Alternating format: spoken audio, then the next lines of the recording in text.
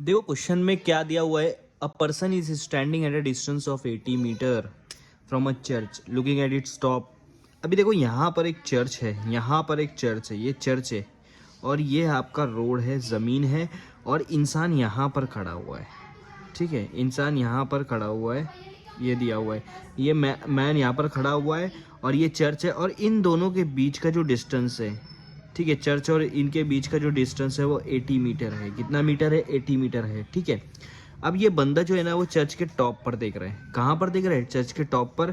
और ये जो एलिवेशन एंगल है वो 45 डिग्री का है, मतलब उसको जितना 45 डिग्री में उसको अपना जो सर है उठाना पड़ रहा है चर्च के टॉप पर देखने के लिए। तो चर्च की हाइट क्या होगी? समझ में आ रही है बात को? आपका इस तरह से बन जा रहा है, चर्च की हाइट है, ये आपका रोड है जो 80 मीटर का है और ये आपका एलिवेशन है जो 45 डिग्री पर है। अब आपको देखो राइट एंगल ट्राइंगल बन जा रहा है, ये आपका हाइपोटेनियस हो जा रहा है। ठीक है, हाँ, लेकिन यहाँ पर क्या दिया हुआ है, उन्होंने बोला है कि चर्च की हाइट निकालो। क्या निकालना है? हाइट। और दिया हुआ क्या है?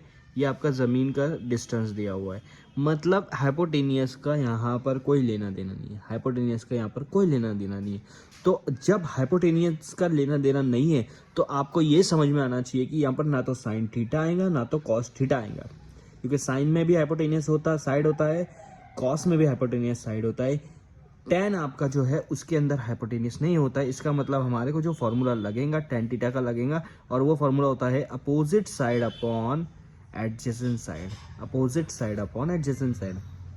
किसके अपोजिट? एंगल के अपोजिट। एंगल 45 है, उसके अपोजिट क्या है? एच है, उसके सामने क्या है? एच है, तो ऊपर एच लिखेंगे। उसके एडजेसेंट में दो चीज़ है, एक ये वाला और एक ये वाला। तो ये तो हाइपोटेनियस है, इसको छोड़ दो, बचा हुआ ये नीचे वाला जो कि 80 मीटर है। ठीक है, तो आपका फॉर्मूला क्या बन जा रहा है? आप देखो टेन थीटा आपका 45 डिग्री है और उसके अपोजिट वाला यहाँ पर है वो एच है और उसका अपोजिट वाला एच है और नीचे आपका 80 मीटर है। नीचे क्या है आपका? 80 मीटर है। ठीक है, अब मुझे बताओ tan 45 डिग्री क्या होता है? tan 45 डिग्री होता है 1, tan 45 डिग्री होता है 1 एच अपॉन 80। अब 80 अगर डिवाइड में है तो ये साइड आकर क्या हो जाएगा? मल्टीप्लाई।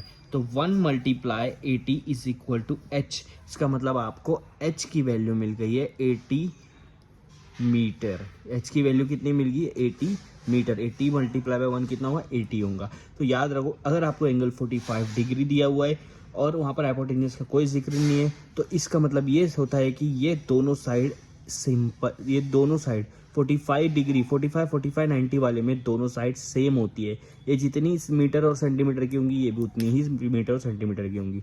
तो नीचे वाला अगर 80 मीटर है तो आपकी चर्च की हाइट भी 80 मीटर है। ये आपका आंसर है।